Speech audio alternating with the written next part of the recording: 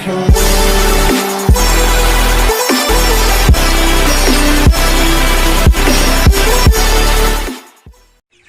بسم الله الرحمن الرحيم، والصلاة والسلام على أشرف المرسلين سيدنا محمد عليه أفضل الصلاة والسلام.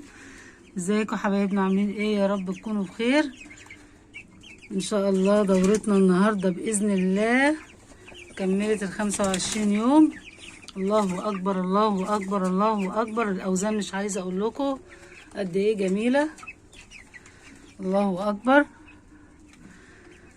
وماشيين على الخطوات بتاعتنا زي ما احنا. المية فيها الخل، نغلي الحلبة، نغلي اليانسون، نعمل شاي مع اسبرين، يعني ننوع كده في المشروب بتاع الفراخ في الايام الصعبة دي، الامراض والجو اللي مش حلو للبني ادمين والله. وكل حاجة حوالينا متأثرة بالجو الوحش ده، السقعة والحر اهو مش ثابت على حال من ساعة ما نطرت، والجو مش مظبوط يا جماعة. خلي بالكم لو عندكم طيور، خلي بالكم من الساعة بتاعت بالليل ديت. ايه رأيكم؟ اللهم صل وسلم وبارك. ورد منور او فل بقى، فل ابيض او زي الفل. اللهم صل على النبي. الله اكبر. طبعا احنا بنحط البذور بتاعت الحلبة بعد ما نغليها، بنحطها ونصفيها كويس ونحطها مع العلف، بياكلوها مع العلف ما تقلقوش. حلوة قوي للجهاز الهضمي بتاعهم. طبعا الاسبرين والشاي بيظبطهم زي ما بيظبط البني ادمين بالظبط.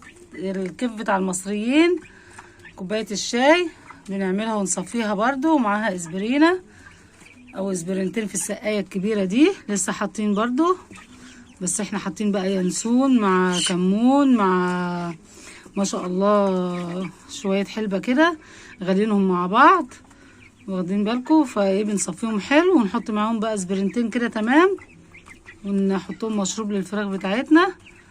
الموضوع مش صعب والله يا جماعة، الموضوع يعني سهل، وتناول كل ست بيت تقدر تعمله في بيتها. انا زي ما انا بقول لكم، انا بادئه في البلكونه اهو، وربنا يوسع علينا وعلى جميع عباده يا رب. بسم الله ما شاء الله. شايفين الاوزان معايا يا جماعه؟ العلف طبعا زي ما احنا، علف وسط ما بيتغيرش لحد ان شاء الله الذبيح. عايزين بقى تجيبوا براحتكم، عايزين تجيبوا العلف خشن دي حاجه ترجع لكم انتوا، بس اهم حاجه نوع العلف نفسه ما يتغيرش عشان ما يأذيش الفرخه، لان تغيير العلف بيأذي الفرخه.